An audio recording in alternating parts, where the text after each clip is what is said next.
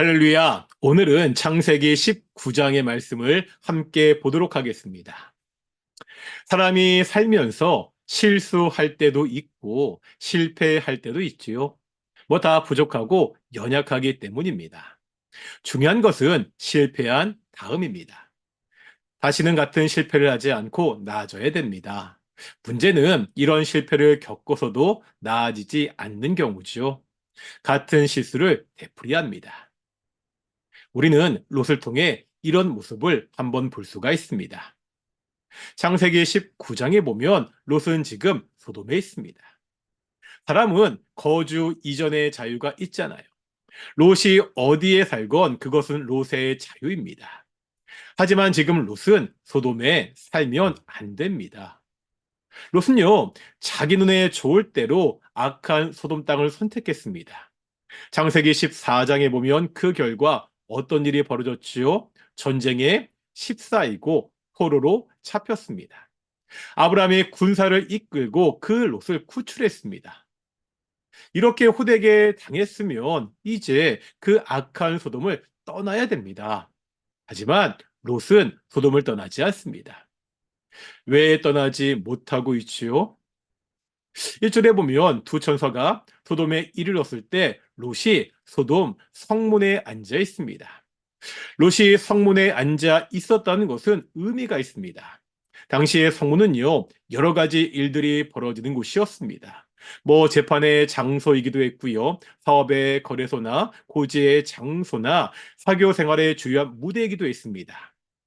성문에 앉아 있었다는 것을 통해 롯이 소돔 사회의 지도층 인서였다고 추측해 볼 수 있습니다. 다시 말하면 외지인이었던 롯은 소돔에 와서 상당한 성공을 거두었습니다. 바로 이 기득권을 포기하지 못합니다. 신앙과 세상 사이에서 머뭇머뭇합니다.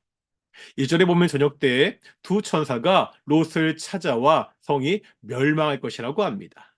두 천사는 롯에게 성 밖으로 나가라고 그렇게 말합니다. 이때 롯은요, 하나님의 심판이 있는 것을 알고도 즉시 나가지 않습니다. 그래서 15절에 보면은요, 동틀 때 천사들이 재촉하고 있습니다. 롯은 결단하지 못합니다. 밤새 고민합니다. 천사들의 재촉을 받고도 여전히 망설입니다. 그래서 16절에 보면 이렇게 말씀하고 있습니다. 그러나 롯이 지체하매 그 사람들이 롯의 손과 그 아내의 손과 두 딸의 손을 잡아 인도하여 성 밖에 두니. 뭐라고요? 롯이 지체하매. 결국 천사들이 롯의 손을 잡아 끌어서 성 밖으로 나오게 됩니다. 세상에 미련을 두고 지체하는 이 모습은 롯의 아내를 통해 아주 극명하게 나타났지요. 우리가 잘 알잖아요. 하나님의 심판의 때 롯의 아내가 뒤를 돌아보았기 때문에 소금 기둥이 되었습니다. 왜 롯의 아내는 소금 기둥이 되었습니까? 창세기 17장에 보면 예수님께서 누가복음 17장에 보면 예수님께서 종말에 있을 하나님의 심판을 말씀하십니다. 이 심판의 때 여전히요 자신의 재산에 미련을 두지 말라고 그렇게 말씀합니다. 그러면서 심판을 받는데도 여전히 세상에 미련을 두었던 한 사람을 소개하면서 이렇게 말씀하십니다. 롯의 철을 기억하라. 롯은 하나님의 심판 앞에서도 망설였습니다.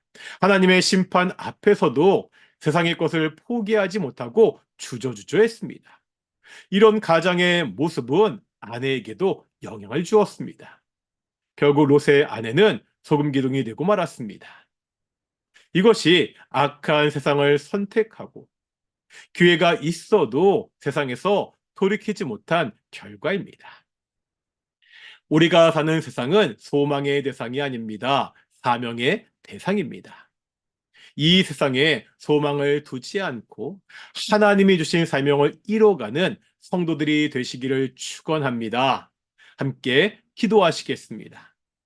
하나님, 우리를 사랑하셔서 우리가 이 땅 가운데 살아가게 하심을 정말로 감사드립니다. 하나님, 우리가 이 악한 세상을 소망으로 삼지 않는 성도들이 될 수 있도록 인도해 주시옵소서. 오직 하늘의 기업을 소망하는 성도들이 되도록 하여 주시고 이 악한 세상에서 하나님의 사명을 이루어가는 귀한 성도들이 될 수 있도록 인도해 주시옵소서. 감사드립니다. 이 모든 말씀 예수님의 이름으로 기도드렸습니다. 아멘. 마치겠습니다. 샬롬.